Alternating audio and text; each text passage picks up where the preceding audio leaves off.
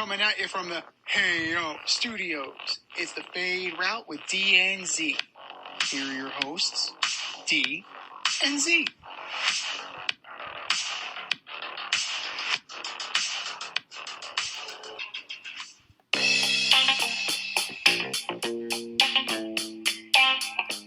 Coming at you live from the Ayo studio. Ayo. It's the Fade Route with D and Z. I am D, and we've got a great show for you tonight. The Mets are on a roll. The Oilers get another chance to stave off elimination, and Paul Skenes keeps dominating. But we'll begin today's show with the end of the NBA Finals. The Boston Celtics are the NBA champions for the 18th time in NBA history. Jaylen Brown was named MVP in the series, which the Celtics dominated the Mavericks. The Celtics were the best team all season and never faced severe opposition throughout the entire playoffs. The last time we saw this kind of domination was like the 2016 Golden State Warriors. Can the Celtics go on a similar run, Z? In short, no. In short, absolutely not. The league is such that if these dynasties don't happen anymore. Who was the last team that won a back-to-back? The Warriors? No. It's been a while. Lakers? I think it's the Lakers. So, You don't even know. exactly, because there's a new champion every year. That's just the way of this. That's just the way of the sport now, between the play-in tournament and just the parity of good teams. The one saving grace for the Celtics that they can get back there. They may not necessarily win. They can get back there. Their saving grace. Warriors. Yeah. 2017, 2018 Warriors. Okay, so still, that's a while ago. That is a while ago. Yeah. So, yeah. the more we move forward, the more that's in the rearview mirror. The issue is that you're going to have to get through the Knicks. You're going to have to get through the Heat. They're not going away. They're going to retool. The Knicks will retool. The Sixers. The Magic the Magic are young. Like, they can get better. The Cavs are still there. They could possibly get better. There's a lot of depth and there's a lot of promise in the Eastern Conference. That's just to get there. Now in the West, you have the Nuggets, they got picked off, but they're a better team than the Mavericks. You had the Wolves that picked off the Nuggets. They're as good of a team as the Mavericks.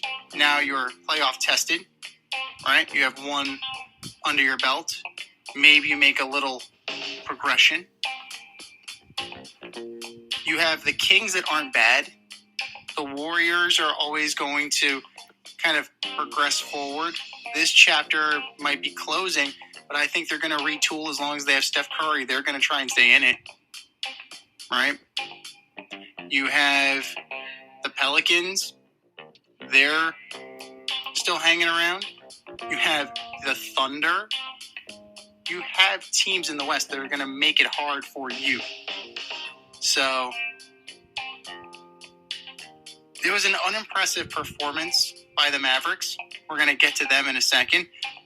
The Boston Celtics did what they were supposed to do. The Boston Celtics did what they've been trying to do for years. You finally did it. Congratulations. Good for you. You wiped the floor with a team that ultimately proved that they were not ready for prime time at that level. Now, that's not to say that the Mavericks didn't have a good run. Yeah, they absolutely did.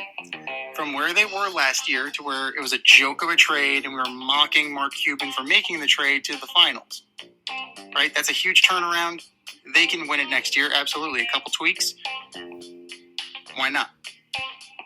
But There's no real runaway team here. I don't see it with the Celtics. They're good. But we went over this a couple weeks ago. They're not dynasty good. They're not McHale. They're not Parrish. They're not Bird. They're not KG. They're not Paul Pierce. They're not Ray Allen. They don't have that gravitas that those teams do. They don't. They just don't.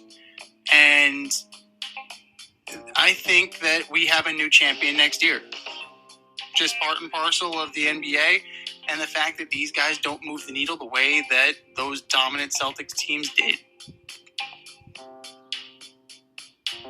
Yeah, I mean, for me, I think if they're going to go on this run and they're going to be a champion again, everybody has to take a step up, right? It's not like you can't just play the course. You can't be par for the course. Everyone has to take a step up. Porzingis has to be healthier. Drew Holiday has to be consistent. Jaylen Brown needs to become a more offensive weapon, a better defensive weapon. And Tatum needs to become the killer that I think he's capable of. I think he has Kobe Bryant type talent. He just is not like a killer. Like, he didn't disappear in this series, which was great. And a lot of people would argue that the reason why they're the NBA champion is who they beat. They never got really any real competition. Everybody they played was hurt or on their way out. They didn't have a challenge until they faced the Mavericks, and the Mavericks weren't ready for this. This wasn't, they just weren't built for this. And the Celtics were built for this. They did this largely without Porzingis. I mean, Porzingis came off the bench in game one, and he was a force, but he was a shadow of himself after that, and he even missed the game. Drew Holiday was as advertised. They went and they got rid of Marcus Smart, and they got Drew Holiday, who was a shutdown defender and cuts the basket beautifully, and no situation is too big for him. This was a guy that was drafted by the Sixers and bounced around and somehow found his way in the starting lineup with the Celtics. I mean, come on. And Jaylen Brown upped his game from last year. I think Jaylen Brown was rightfully the MVP, and he's the reason why they won, because his game greatly improved. And I think Tatum's improved too, but his game greatly improved. And you had Horford, which was clutch. And this is a guy who was a two-time college champion. He's been in the league for so many years, and he was built for this. He played defense on Luka. He was rebounding. He was shooting threes. He was playing defense. Like, they were ready for this moment. And I just think that they're not a team that could stay the course, right? Like, I think we both can say that Golden State really just had to stay the course. Right. Just keep shooting lights out, because you guys shoot lights out, you can rest all your players in the third quarter. That's what they were fucking doing in the teens. Like, that's what they were doing 10 years ago. Yeah, but then they also had Clay, they had Steph, they had KD. Splash Brothers. Yeah. KD, I mean, yeah, he joined. He got them 2, right?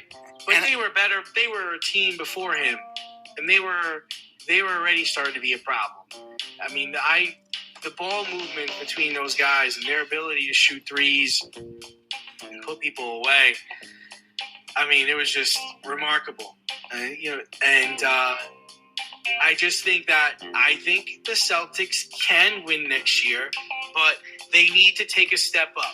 Everybody has to take a step up. And they're young enough where they could. I think Jason Tatum is winning his first title at a younger age than Michael, than LeBron, than Steph. I think he's one of the youngest, champions. So you just got to you have to keep getting better. Because like you said, the East is coming. The East is loaded. Everybody's going to be back next year. It's a matter of who's healthy and how long they're healthy for. And can you elevate to the next level? Well, here's the thing. You mentioned the injuries, right? The Pacers picked off the Knicks because there was nothing left of that carcass. There was nothing left of that carcass. Now, if the Knicks make it through the Pacers, do they beat the Celtics in the conference finals? I think they do, because they did in the regular season. The Knicks had a formula, and they dealt with the Knicks were a problem for the Celtics. The Knicks were an absolute problem for the Celtics. It wasn't an ideal matchup for them, but we don't know. And we're never gonna know. And we're never gonna know. Sure, it's possible. We're never gonna know. If Jimmy Butler doesn't get hurt, what happens then? We want to talk about that. I mean, we could. If Embiid doesn't get hurt, what happens? If Giannis doesn't get hurt, we can talk about. I mean, this is what the NBA is. But they said something interesting on PTI today, and I kind of agree with them that the NBA is a multi-championship league. You kind of got to win multiples. You can't. Like, most of the great players have multiples. You can't just win one. You can't just win two. You kind of got to win a bunch because you have teams like the Larry Bird teams and the Magic teams and the Michael Jordan teams that won so many. It's kind of hard for you to be like, okay, yeah, I got my one, I'm good. Right. Like, it just doesn't work like that in the NBA. Where in football, I think it's a little different. Like, we have a couple of quarterbacks that have multiples, but those Steeler teams, because the Steelers, I think, have 6 or 7 Super Bowls. They don't have 18. Right. They don't have 50. The Yankees have 28 world championships. Like, I'm glad you mentioned the Yankees, because the Boston Celtics did exactly what the Yankees used to do. They used to buy up all the best talent. That's why they were able to get out to that lead in championships. Is that really what you think that's what you felt like the Celtics did with this team? That's what you think they did? I feel like historically that's what they used to do with Red Auerbach. Historically, yeah. But historically that was the way to do it. Oh, I'm just going to buy up your best players. Right. So here, I don't see it, man. Like, who is the third guy on this team? You can't trust Kristaps Porzingis. Drew Holiday. Your third guy can't give you 12 a game. You got to get more. You need more. But he could. He doesn't, but he could. He's that good. He just doesn't have to. He doesn't have to. Like, he's going to have to next year. That's what I'm trying to say. It's possible, but everybody's going to have to take a step up. Everyone's going to have to get better. And Tatum's going to have to become the killer that I think he's capable of being. But jumping on the other side, the Dallas Mavericks, where they were overmatched all series, they really didn't belong there. They had the blowout win in Game 4, but I think the Celtics were all waiting just to get back to Boston to win the championship. I think they knew they had this in the bag. Luka was largely unstoppable, but he was also letting guys blow by him. He was not playing any defense, and he was unstoppable in the first half of games, but then he appeared to get tired down the stretch. And in a season where Kyrie played and did not give the team any shit, really, did Dallas squander an opportunity here to win a championship? The moment that Jason Kidd tried to play mind games with Jaylen Brown and Jason Tatum, it was evident that this fucker was over. Well, he correctly predicted the MVP of the series. Does he get any credit for that? No. He just had bets on Jaylen Brown winning the MVP. No. He wanted to hedge his bet. Oh, great. So are you trying to put that out there so they launch an investigation into Jason Kidd's betting habits? I'm just saying. He was like, listen, man, I got money on you being the MVP. I think you're the best player on this team. Can you show me I'm right? Well, -10, -3, +9, +30, and then -19. Do you know what those numbers are? No. Luka's plus minuses. So, atrocious. Absolutely atrocious Ole defense right there. Ole! Ole. Oh my God. And Kyrie was no better.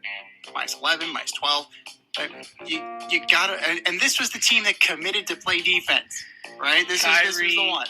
Kyrie averaged 14 points per game and shot 34% from the field. That's not number 2. Fucking garbage. That's not a number 2. I'm sorry, absolutely not.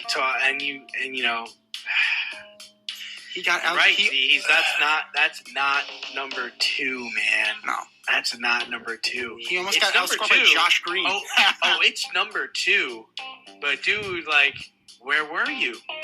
Like, imagine if he was given what Luka was given. I mean, Luka, you could say what you want about the plus or minuses in Luka, and he didn't play defense. My man scored. He scored. He didn't stop anybody from scoring. He didn't stop anybody from scoring. That's a problem. That's a major problem. He didn't stop anybody from scoring. But we talked about this last week. Luka's not Dirk. No, he's not. He's not. And I think, I was talking to a good friend of mine. I mean, I'm a Mavericks fan. I am. I like the Dallas Mavericks. I like Luka Doncic. And I was talking to him because he's got a lot of Luka cards. And I was like, well, that's about done for him. And he's like, what do you mean? He's young. He'll get back there. I was like, it's not that. It's that. Dan Marino thought the same thing. You lost that shine, dude. Like, this was your chance. Right? This was, you're young. And this was your chance. And I get it. Like, everybody's got to get that taste of defeat and get there. But I'll always say this about Dirk. He went through Kobe, the Thunder, and then LeBron and the Monstars. And won. Yeah. And shot lights out and was unstoppable, shooting 90% from free throw, like clipping threes, back to the basket, one-legged fadeaways, dunking, everything to win that. He gave it his all. Did Luka give it his all? I don't know if he gave it his all. I don't know if he gave it his all. He played the way he plays. There was no level up to his game, in my opinion. He played his game. Where Dirk, I'd say he was on another level in that series. He was that guy. He was the guy. He was that guy. He was that guy in that series. And this was a chance where Luka could have did that against this team. This team particularly, he could have did that against this team. Like Jimmy Butler had, I'm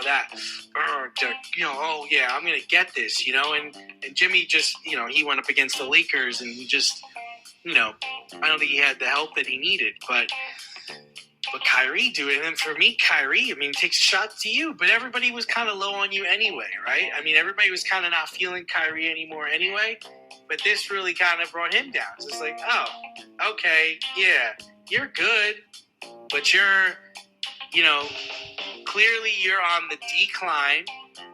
And now we look at LeBron and be like, okay, yeah, you needed like that. You need LeBron. You did need LeBron. And you played really well together. But can you go do this by yourself? Absolutely not.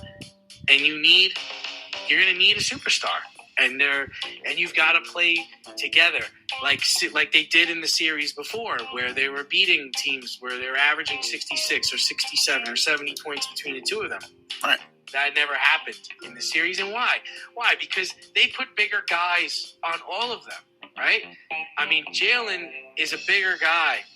Drew Holiday is a bigger guy. Tatum's a bigger guy. These are the guys that are guarding Kyrie. These are the guys that Kyrie had to shoot over. These are the guys he had to finish on when he got to the basket. And it's you could do it once or twice, but to do it for a whole game, there was anybody there he was getting over on. And even Luka. Horford, he didn't give Luka a problem, but he was a big body that Luka had to deal with. Another one, Tatum, was a big body that Luka had to deal with. And that's why I think towards the end of games, Luka was kind of slowing down. It's like, I'm exhausted, man. It's a lot of work. And Luka's not in the best shape to begin with. Right. Luka, 6'8", 250, 260, backing guys down, throwing one-handers off the backboard, driving to the basket, fadeaway shot. Like, after halftime, I'm shocked. I got nothing left, guys. They need a third guy. They do need a third guy. They need a third guy. Could Jalen Brunson have helped them? I don't think so. They need another guy. If you keep Jalen Brunson, you don't get Kyrie Irving, your window is open longer. I would make that argument. However, you still need a third guy. I agree. Derek Jones isn't the guy. PJ Washington isn't the guy. Derek Lively's not the guy. The guy is not here. The guy is not here. Now, who is that guy? Like, who are you going to get? Is it Paul George? Like, is it that guy? Like, is it, who is available that's willing to come in here and do the job? Like, I don't see it. And, you have LeBron James wistfully, reminiscing about the times he played with Kyrie Irving. That's a pipe dream. I don't think LeBron is coming to this team. Could you imagine LeBron and Luka? Never mind LeBron and Kyrie. I could. I really could. I could see that, but I think the Lakers are going to try and go for it. Yeah, and if they were, if they were to hang on to him, like, there are going to be wholesale changes. There's definitely going to be something there. So, I think they were a year too early. They went up against the Wolves. The Wolves were a favorable matchup because Anthony Edwards, okay, he's a scorer, and your other two guys are bigs. You didn't have big wings. These guys are big wings. That was the issue. And then you had Drew Holiday, who he's lockdown. He's that level of defensive wizardry. That's the case. So you need something. You need something else. And if your solution is hero ball, then that's really no solution at all. Right? It can't be. You need to have, like P.J. Washington had that monster game against the Wolves.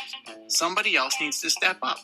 And I see too many guys in single digits on this team. There's too many guys. There are guys who have more fouls than points. Yeah, and they were trying to find the good mix, and they really just couldn't do it. And it's just because the Celtics were able to trot 5 guys out there. But like I said last week, the Celtics have been building this for a while. Yeah. And it finally came to a head. And I'm not backing off my idea. I do think they should have disbanded this team 2 years ago.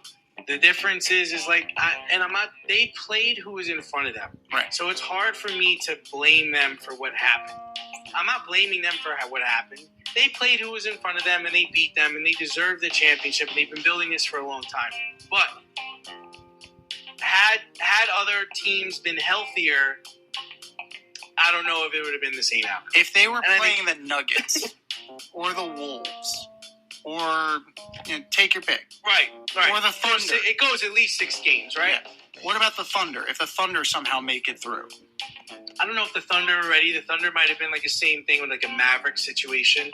It just would have been different matchups, and that might have given Boston a harder time. I don't know if the Thunder had someone that could guard Tatum. So that part I don't know. Even the Mavericks really struggled with guarding Tatum. They didn't really have a guy to throw at him. Boston had a different star every series, and I guess now we can retire second row Joe, right? He outcoached Jason Kidd, but apparently that wasn't that hard. He was in the same draft as Kyrie Irving. Did you know that? That's so wild. Isn't that wild? That's crazy. Yeah, I saw that. Well, now second row Joe is no more. Now he's not. Now he's first row Joe.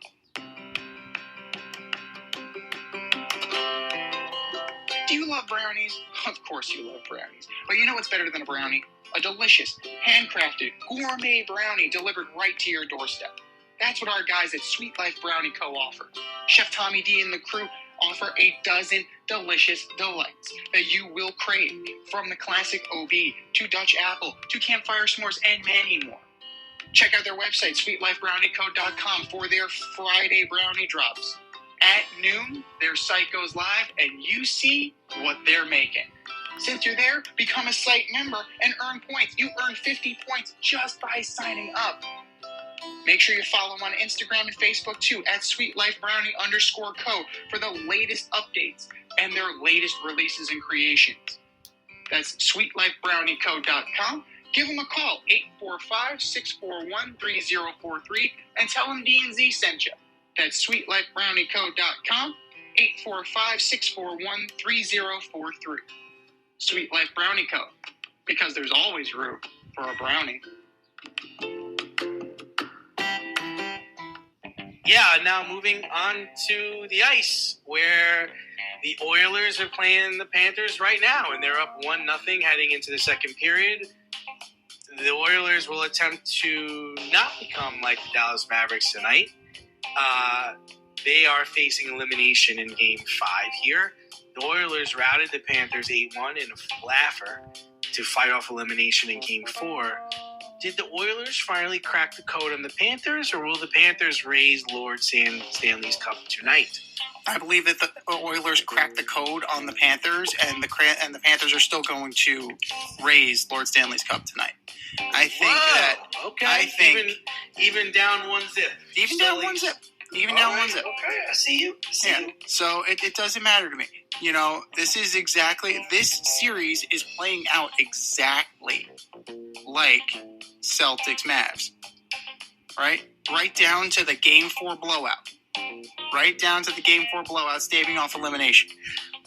So they finally figured out quick passes to beat the forecheck.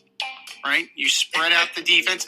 Somebody finally figured out you make quick passes. Started listening to this show. Quick outlet passes. And Connor McDavid finally got on the scoreboard. So good for you. Now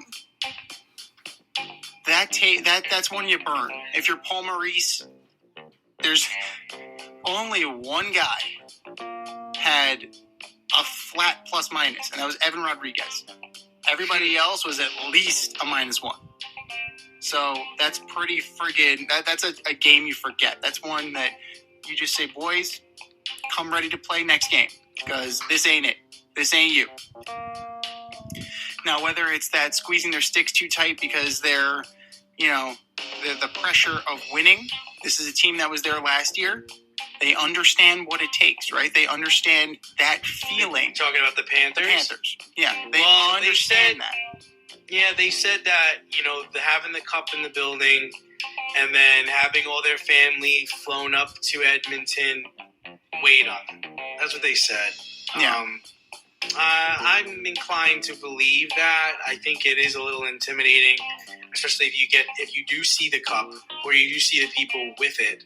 Even if it's in its case, you're like, holy shit, this is really happening. Like, we can really do this. And then, your family's there, and you're like, all right, yeah, I think there's pressure. I think you overthink it, right? You're overthinking your checks, you're overthinking the plays, and you're not just relaxing and playing hockey. And now tonight, they're back home where they're killing people. So, maybe there's more of a comfort level here where they'll be able to take care of business. Well, I don't know, because you know what? All of the damage done by Edmonton was 5-on-5. There was one shorty and there was one power play. The majority of that was done on 5-on-5. So you need to rethink. You need to recommit to your defensive responsibilities. You can't be, you need to commit to your defensive structure, and you need to go in there and you need to forecheck. That's what you need to do. Now, Bobrovsky has been insane. Out, right? Yeah, Stolarz went in. He gave up 2. So, 7 out of 9. Yeah. It's like, dude, I actually got to play? Like, Sergei Bobrovsky. Hold on. Where's my helmet? Coach, just use Bob's. He doesn't need it anymore. Just use Bob's. But, it was only a matter of time before they figured out how to beat Bobrovsky. All right, the Rangers did. The problem is in like 30 seconds left in the game, and they're already losing. So that was the problem. So they cracked the code a little bit earlier. Now, spin it back one game prior. It was 4-3. It was close. And Edmonton was counterpunching all night. So they were matching Florida. So they've been body blowing. They've been sticking with this team. Now, Florida needs to establish the fact that they have learned from last year. So that means defensively, tighten that up, smother people, keep going with your north-south game because it plays well. The Edmonton defense is not great. Stuart Skinner is not great. You have the matchup edges in everybody not named Connor McDavid. And they're not gonna play him 60 minutes. So that's the thing. You have the matchup advantage everywhere except for him. This is 1993. You are the Montreal Canadiens. They are the Los Angeles Kings. They had Gretzky. You had a better team. Execute your game plan. Play your game. and you can hoist Lord Stanley Cup tonight. That's what you can do. You can absolutely hoist the Stanley Cup tonight. And for Conn Smythe, I mean, it's got to be Bob Rusk. Like, I'm sorry. Like, that guy has been standing on his head all playoffs. Like, he's been weathering the storm the entire time. They got to him. I don't think they're going to get to him again. So 1-0. There's plenty of time left in the game. They absolutely can make this happen. But if I'm looking for somebody to step up offensively, where are the Sams? Reinhart and Bennett. This is where you guys make your money. That's where you made your money against the Rangers, right? You got them panicking. You got the Rangers fans scrambling for their mouthpiece. They're talking about, how come you cut Barclay Goodrow? He was good. No. You have the talent in that room. Those are the two guys I'm looking for offensively. The heartbeat of this team is Barkov and Tkachuk. Barkov and Tkachuk are the heartbeat. Reinhart and Bennett are the guys who need to put the puck in the net. And that's going to get them where they want to go. Are you in need of air care maintenance or service? I have the company for you. Air Care Technicians. They service the Westchester and Northern Bronx area and can help you with all your heating and cooling, maintenance, and service needs. Just give them a call at 914-315-1547. Again, that's 914-315-1547. Or shoot them an email at aircaretechnicians@gmail.com. These guys are the real deal as they are veteran-owned, licensed, and insured. Make sure to tell them that D&Z sent you. Well, Z, have you heard? The Mets are on a roll. They appear to be on a 6-game win streak since Grimace from McDonald's threw out the first pitch in a game 6 games ago. Is Grimace the real hero here, or did they get a live chicken? What finally is clicking is that they're actually too new that if you hit the baseball where the opposing team isn't, if you hit them where they ain't, just maybe you can actually win some baseball games. The Mets have been, with the exception of probably Jeff McNeil, the Mets have been very hot right now. They got Francisco Alvarez back. There's no gaping hole at catcher anymore. So you definitely have some hope. You had hope already. We talked about it last week. This National League is atrocious. So this back end of the National League is atrocious. So you're in this for the foreseeable future. You just swept the Padres. All right? Padres, they're in it. They're in it. So you're only 2 games behind them. You just beat the crap out of the defending World Series champions, the Texas Rangers. The offense is showing. The pitching has been decent. The bullpen still scares me. Getting to Edwin Diaz is the problem. Right? And Edwin Diaz himself, prior to going on the IL, was a problem. He seems to have his confidence back. He seems to be back where he was. Now, Ottavino stinks. Jake Diekman stinks. Reed Garrett's probably your bridge. Reed Garrett sounds like a fucking 1970s singer. Like, wasn't he in bell bottoms and shit? Didn't he have a hit single? Some disco guy? That's Reed Garrett. Yeah, that's Reed fucking Sounds like Garrett. a shit kicker to me. Sean Reed Foley, known for his mustache. That's all you need to know. The Met bullpen, if they are going to be in this thing, they need to address that at the trade deadline. Don't worry about fucking Pete Alonso's contract. Don't worry about that bullshit. It will take care of itself. Whether he stays or he goes, it'll take care of itself. But if you're staying in this thing, like you apparently can, because you're equatorially hot right now. Francisco Lindor is playing to the back of his baseball card. He did it again. Just like it came back around. That train's never late. Francisco Lindor is good again. So JD Martinez is finally hitting. You need to address the bullpen. So take this for what it's worth. when the Mets inevitably lose 10 out of their next 15, because that's the kind of situation that's going on, we'll be right back on the other side of the spectrum where we're, ripping our hair out and crying. So this is the problem right now with the state of the National League. Is the Mets are not the only team that are doing this right now. The Giants, they have a wild card spot and they're under 500. So a team gets hot, that rearview mirror, objects are getting closer. Objects are getting absolutely closer.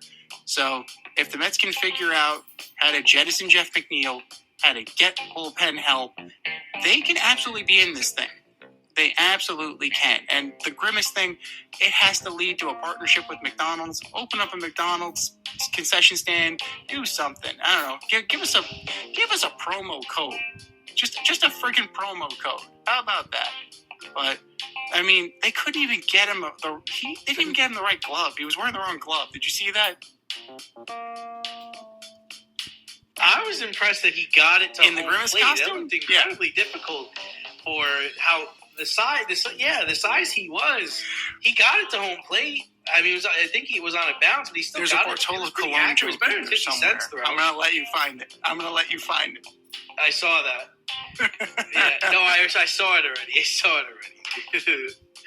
I think it could be. It certainly could be that Bartolo Colon in there. That's the difference. I'm gonna just say that it doesn't. I'm gonna chalk this up to nothing. Teams go on runs. I think it is impressive that they beat the defending champs 14-2. They got their bats going in that game, but you came off a series where you played the Marlins, and you talk about the Marlins should be, sent down, demoted. The Padres, I mean, they're underachievers anyway. So you swept them at home. It's not like you swept them in San Diego. They were on the East Coast, probably not paying any mind to you. Probably just enjoying Just some breaking news. Willie Mays passed away. Right. So let's... Oh, rest in peace, Willie Mays. Yeah, I saw that. Say hey, kid. Former Met. The Say Hey Kid, right? Yeah, the Say Hey Kid. I'm sure poor... Come on. Poor man died. You want to talk about how he used to be a Met? Don't talk about he was San Francisco Giant too. Don't talk about that. There you go. 5-time World Series champ. A legend. Well, I'm sure we'll really talk about him in the next show. But yeah, let's see what they do. They're in Texas. It's 1-1 with the Rangers right now. Let's see how they finish out that series. And then they have to go face the Cubs. And the Cubs are playing for something here. And then they get to play the Yankees in a 2-game skipper. So, in Citi Field. So let's see what happens. I think good for them. They needed something like this. This is something that's good. I mean, I think they're still under 500. Just so you know, the Mets have a better record than the Cubs. So there you go. The Cubs are dead fucking last in the National League Central. So don't tell me they got something to play for. Is that good? Well, I think trying. The Cubs are really trying, though. You think the Mets are... You think Clearly the Mets they are trying? Clearly they are. The results are there. Right? They have the same winning percentage as the Pittsburgh Pirates. The Mets are actively trying. The Cubs are disappointing. If this is them trying, they need to try hard. Are trying. They're just look. Hold on a second. They are only one. They're one in the loss column back of the Pirates and the Reds, and they're 3 in the loss column behind. That division shit. Like they're in it, man. The Mets are not in it. They're not a part of anything that's going on right now. Okay. They're fucking 3 games under, and the Washington Nationals, who are trying to lose, are ahead of them. And they're never going to catch the Phillies, and they're not going to catch the Braves. Like they have 5 fewer wins than the Braves. Your vaunted Atlanta Braves. 5 wins. So cut the shit, pal. There's only 5 wins. 5. Hey, the Braves lost their best player. Oh, Oilers got another goal. The Braves lost their best player. The Mets' best player is hitting .219. Still got him. Still got him. So you're... Their best player might be on a different team. Your best player might be on the Cubs in 2 months. This fucking team just kills me, man. Well, no, I mean, listen, they just, it's just a shitty situation because, like we talked about last week, like they're working themselves into a situation where they're going to have to try to win instead of selling, which is what they really need to do. Like, Francisco Lindor is fucking awful. He's awful. There are 10 other shortstops that I'm sure teams would love to have. The Mets would love to have, not named Francisco Lindor. Not good. Not good. You talk about needing a number 2. The Mets need a number 2 and a number 3.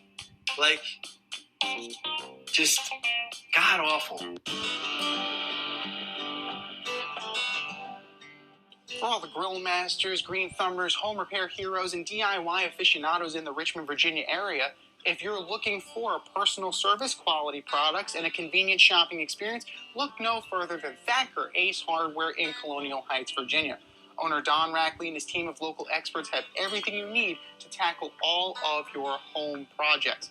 I'm talking paints by Benjamin Moore and Clark in Kensington, power tools by Craftsman and Milwaukee, electrical, plumbing, hardware, and let's not miss the grills.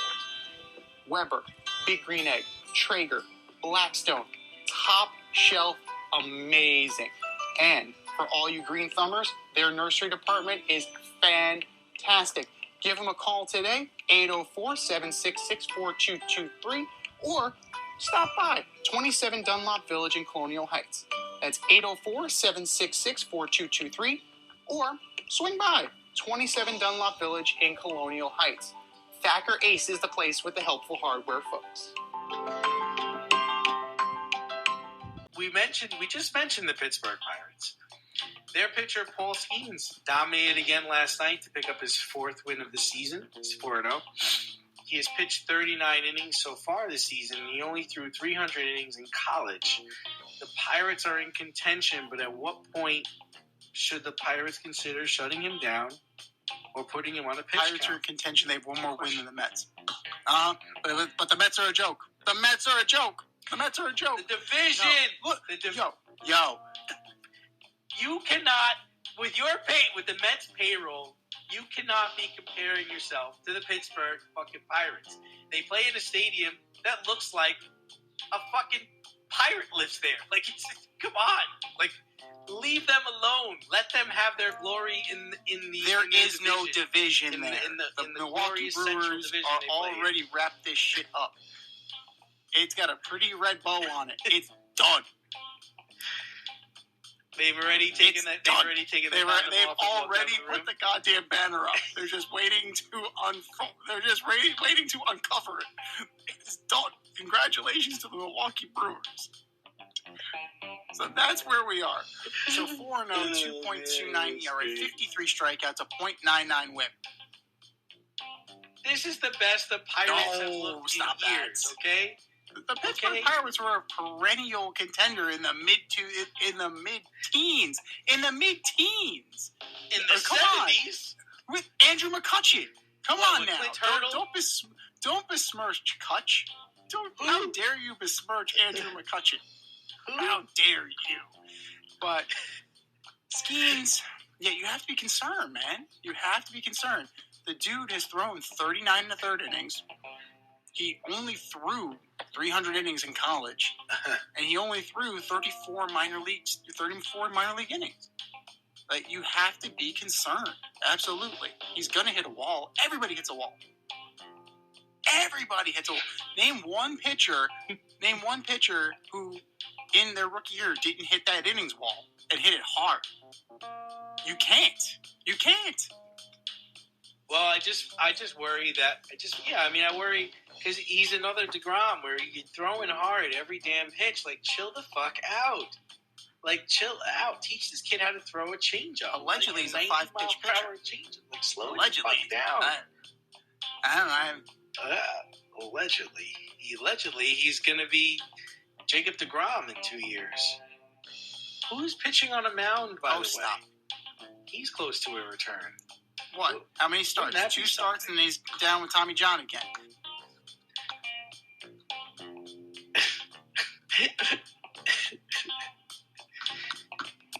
So you're looking at Paul Skenes. He's got a 39 1/3 innings.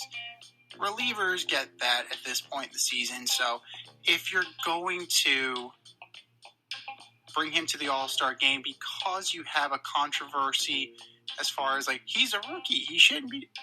What does it matter if he started in May versus he started in April? If he's dominating teams the way he's dominating teams, yeah, he's thrown 39 1/3 innings.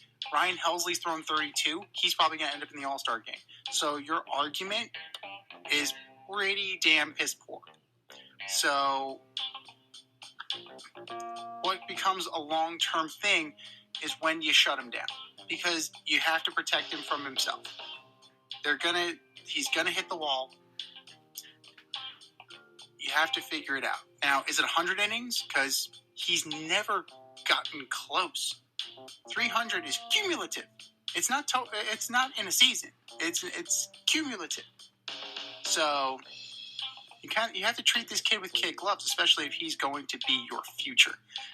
So you need to, as Pittsburgh, protect him from himself. If that's a hard innings limit, then that's a hard innings limit.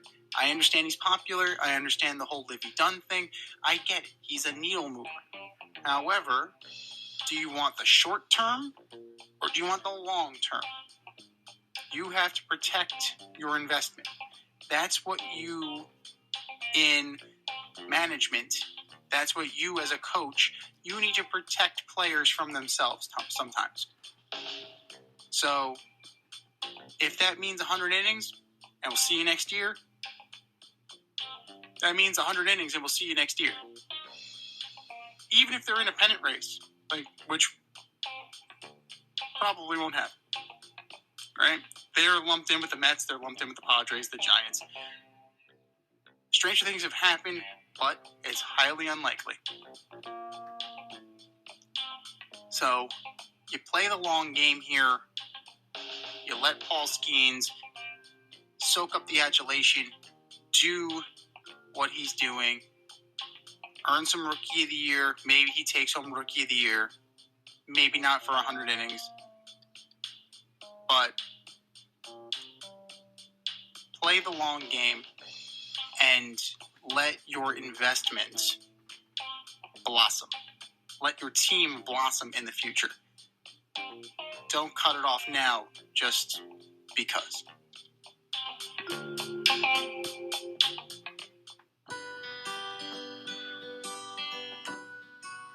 Avoid messy accidents. Get better stopping power with your brake pads. Callahan brake pads. You never know when you'll be driving in the road and there will be a truck tire that you need to avoid and save your family. Callahan Auto. We really care about what's under your hood.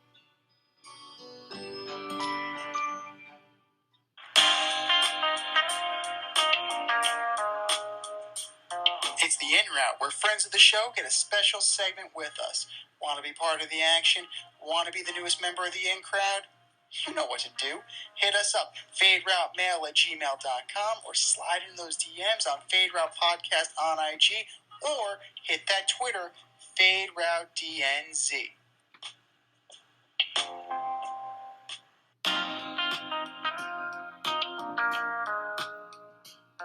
Joining us on the In Route today, we have a member of Cross Country Mortgage. He's a lieutenant in the White Plains Fire Department and recently inducted member of the Harrison Football Hall of Fame. CJ Lambiasi, thanks for coming on the show. Of course, team. Thank you for having me. I appreciate it. CJ, what's up? What's up, Z? What's going on, man? All right. We'll start you off with this. You were recently inducted into the Harrison Football Hall of Fame. Last year, your grandfather was inducted, and this year, you were inducted. What does your induction mean to you and your family? Oh boy. Well, I mean, first of all, it means a great deal to me and my family. It's kind of an achievement of my own, but a continuation of a legacy that kind of, began a long time ago. For me personally, it's a culmination of hard work, love for football, spending summers at practice in the heat, hitting the weight room, studying film, keeping my grades up, and always being a positive role model for, all the little kids watching and stuff. It recognizes kind of all those sacrifices and, of course, like the support from my family, coaches along the way. From a family aspect, I think it carries actually a deeper significance. It honors the traditions and values that were passed down by my grandfather, who truly led the foundation for the Harrison Husky program and my general interest in football. Pride and tradition is one of the big phrases that Harrison football uses. It's all over their T-shirts, their attire. It's posted all over the place. And it's kind of like a cornerstone for the program. And last year, I had the privilege of representing my grandfather, John Delzio, when he was inducted into the Hall of Fame. And that was an amazing moment that really, just highlighted the roots of that pride and tradition term and what it is to be a Husky. For me, like 60 years apart, we actually played on the same field, on the same grass. So like that alone blows my mind.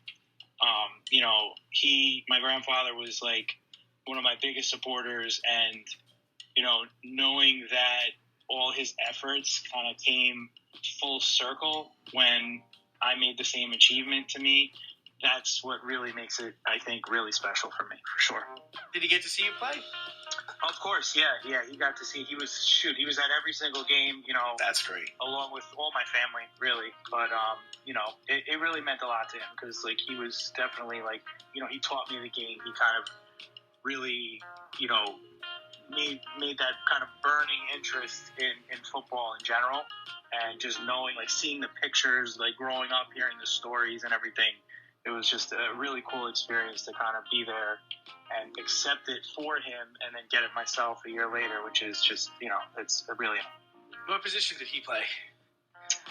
He played kind of all over the place, but he was. Oh, that's awesome. He was actually a five sport athlete in school, and he was just amazing. He was just like amazing at everything he did, which is pretty cool. That is awesome. Yeah. And I'm sure the first time you stepped onto the field at Harrison, you never thought your name would be enshrined in the Harrison football history.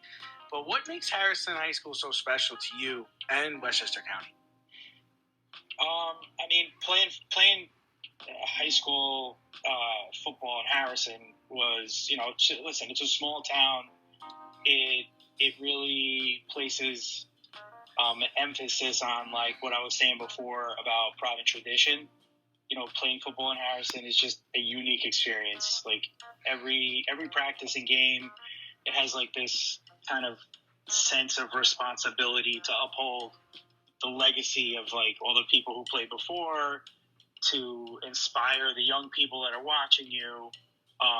The community support gives you that extra, like, motivation, and turning the big games into, like, these big community events filled with, excitement. It's kind of like that Friday Night Lights experience that, you watch on TV, and, like, I feel like people, when I tell people about it, you either get it or you don't.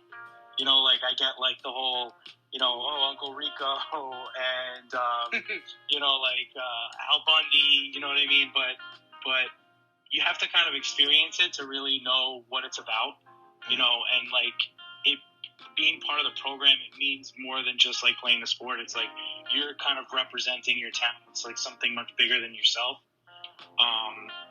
And just the sheer history behind it, man. It's like so many years of history that is built into it, and it's just something special to be a part of. Yeah, I mean, got to attend the ceremony, and there were so many great players that got inducted that night along with you. And, there was a sentiment held by all of this beat Rye. I think every single person who came up there talked about beating Rye or blanking Rye. So can you just give me a little bit more of a background on the Rye-Harrison rivalry? Oh yeah, man! It's one of the biggest rivalries in Westchester, if not, New York State in general. It's kind of like one of those things where like you're no matter how many games you win that season, as long as you beat Rye, you had a winning season. It's all right. And back in the day, like it would be like this thing where you would like we each have when I played anyway, like in Harrison there's a duck pond and Rye has like this little creek, and when you win you jump in their creek or whatever field you're playing on in your creek, and it's kind of so like even how if you so celebrate. you beat them on your field, you go in your own pond. You go in your own pond, and then whoever, you know what I mean? Like, but my senior year, we played them in Rye, and we beat them, and we were able to jump in their creek, which I feel like is even a little bit more like in your face. Like, that's definitely more disrespectful. Exactly. Makes sense. It makes sense. Yeah. The Diamondbacks have that pool, and everybody jumps in the pool when they beat them. Yeah, no, but it's just a rivalry that again goes through history, and my grandfather was part of it, and it's just something that you could tell your kids about, because again, if you could literally lose every other game in the season, as long as you beat Rye, it was successful.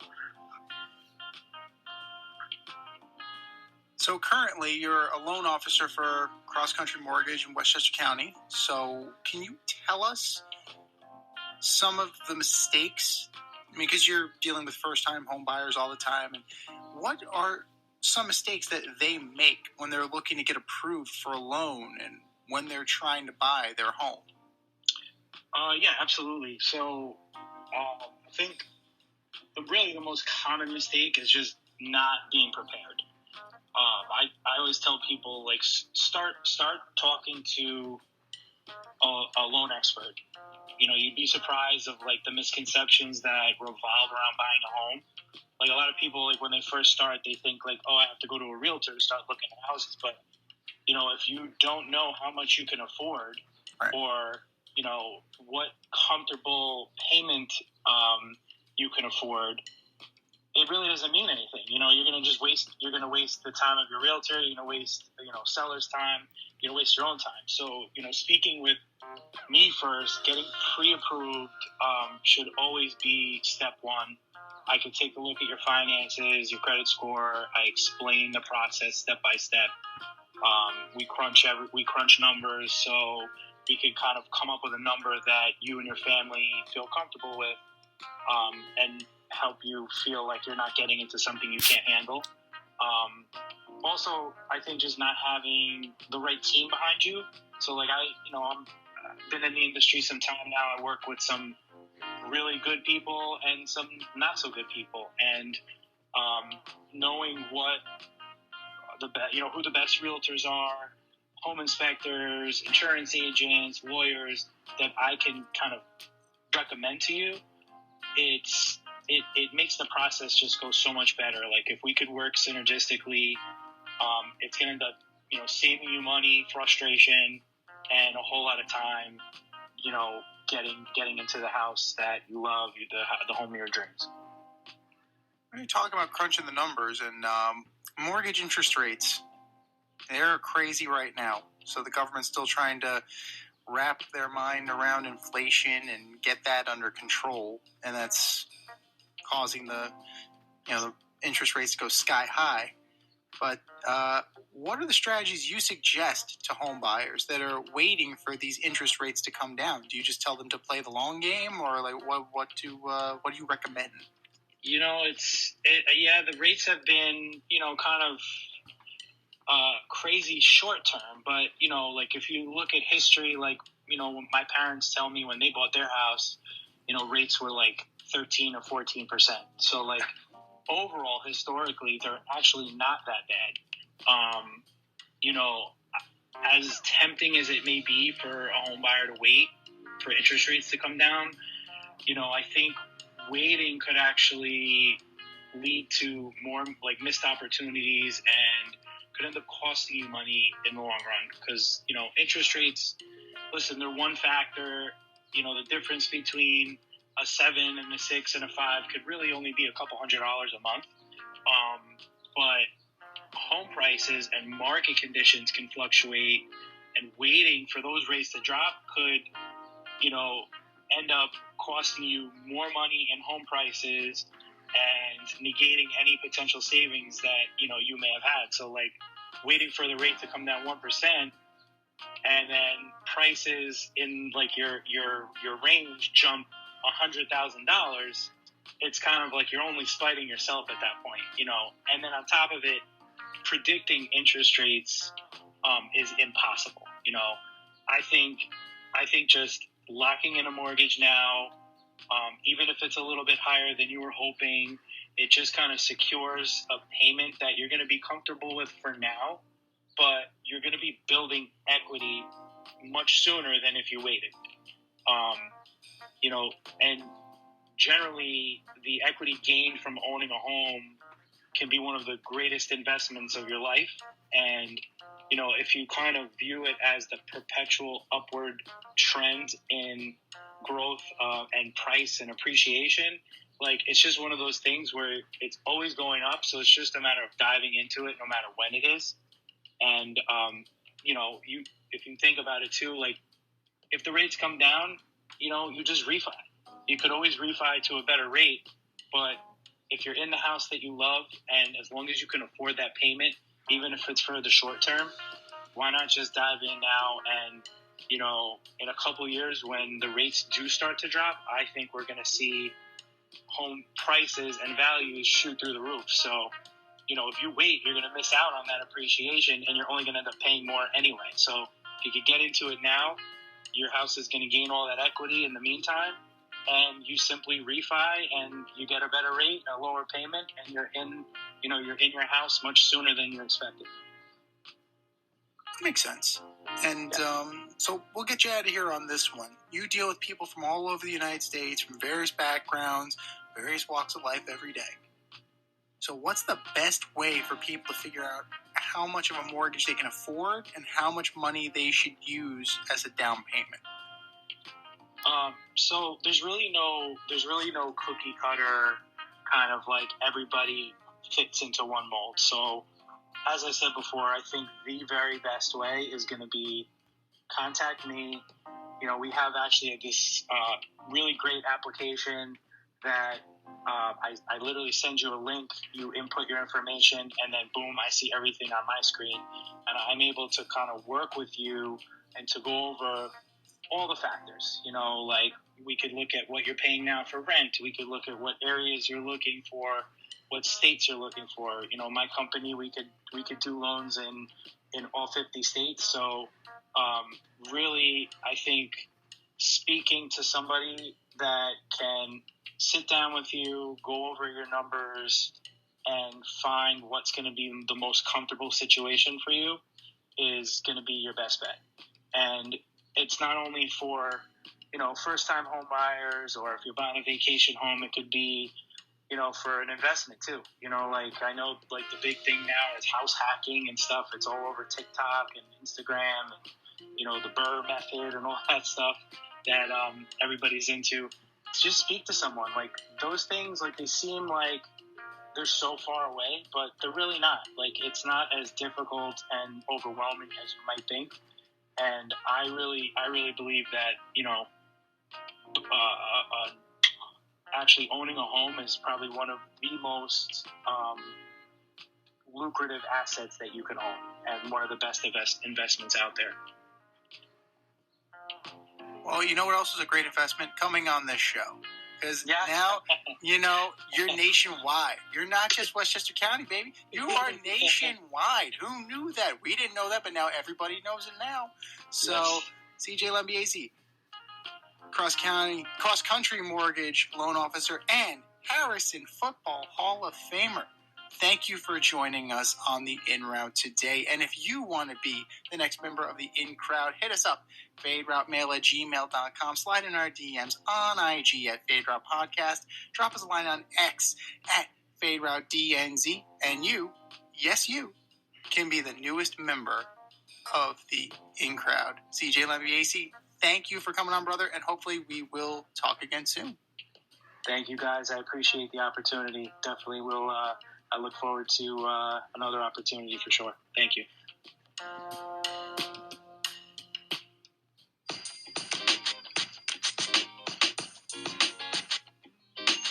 Your favorite podcast has its own merch line now. Go to the Fade Store with DNZ.com today for all your Fade Route merch needs. I'm talking tank tops, t-shirts, sweatshirts, like yoga pants. We got those too. Like some cool accessories? We got those too. And we're not done yet. We have so much more planned for you, but check out what we have today at the Fade Store with DNZ.com. That's the Fade Store with DNZ.com.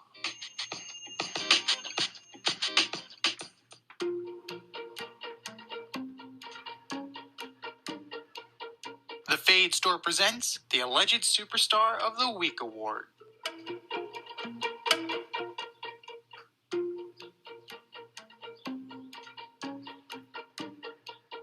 All right, boys and girls, you know what time it is. It's time for the Alleged Superstar of the Week. You know how it goes. We put up a poll on our X account at FadeRouteDNZ and our Instagram poll at FadeRoute Podcast, and you vote.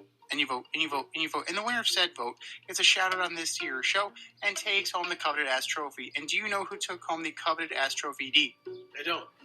That would be one Mr. Xavier Howard. That guy. Yeah. Don't send explicit pictures to a minor of his mom. That's bad. That's really bad. Yikes. It's terrible. But that was last week. This is this week. Who are your nominees for Alleged Superstar of the Week, D? All right, first up, got the Atlanta Falcons. Adding Matt Ryan and Arthur Blank into the Ring of Honor? For what? What did Matt Ryan do? Blew a 28-3 lead in the Super Bowl? And Put Tom Brady in. And who puts their own owner in the Ring of Honor? Like, what? Do you need to stroke your ego that much, Arthur? Atlanta Falcons, you're my Alleged Superstar of the Week. Number 2, I've got Kyrie Irving. You only averaged 14 points in the NBA Finals and shot 34% from the field. Why even bother? Why even bother? Why even bother? Kyrie Irving, you are my Alleged Superstar of the Week. And number 3, I've got some golf action. I got Rory McIlroy choking away the U.S. Open to DeChambeau. You're better than that, Rory. And then not congratulating him at the end and not talking to the press at the end of the match and waiting 2 days to say anything? Bad form, sir. Bad form. Rory McIlroy, you are my Alleged Superstar of the Week. What do you got, Z? Those are great choices. I wasn't sure you were gonna go to golf. I was gonna see if I can sneak Rory by you, but I guess I couldn't do that. I'm gonna start with Officer Bob, Sergei Bobrovsky, Edmonton 8, Florida 1. Need I say more? Oh yes, Edmonton 3, Florida 1. So yeah, that's not good. And Anthony Stolarz only gave up 2 of those. So that's on you. You went from a brick wall to a rubber mallet in less than 2 games. So that's pretty darn bad. Sergei Bobrovsky, you are my Alleged Superstar of the Week. Number 2, and this one's really bad. This is on par with Xavier Howard from last week.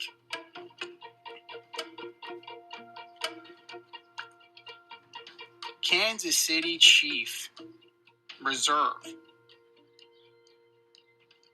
And yes, I know we're going into reserve territory, but it's pretty darn bad. Isaiah Buggs. Domestic violence and burglary after breaking into his girlfriend's house with a tire iron at 5 o'clock in the morning and then dragging her.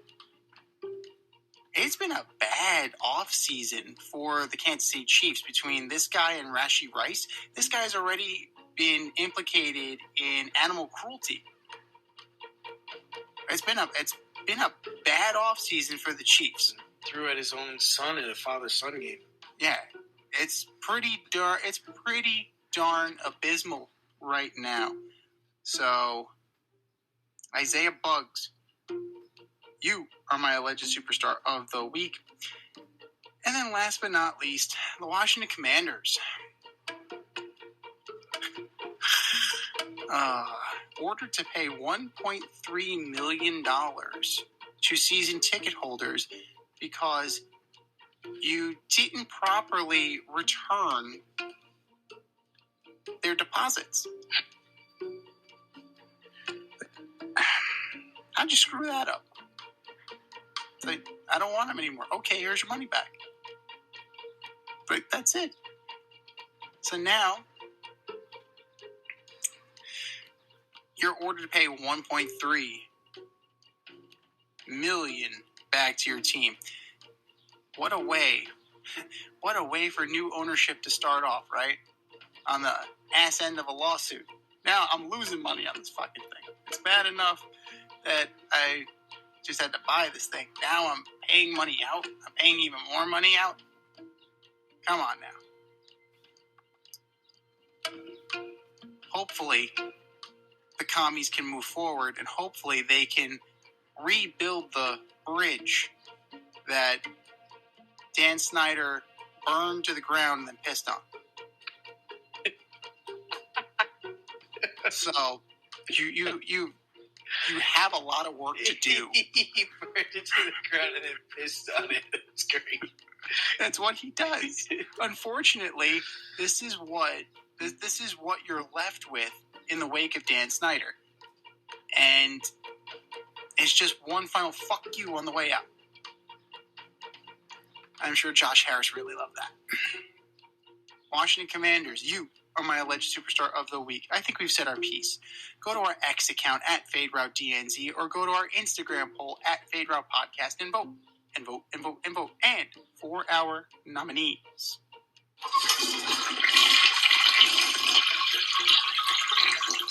Just do better, boys. Just do better.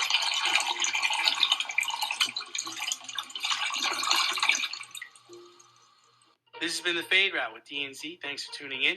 Catch our podcast on Wednesday nights on iTunes, iHeartRadio, Spotify, wherever you listen to your podcasts. So until next time, stay faded, everyone. Time for us to run the go route. We'll talk to you next week.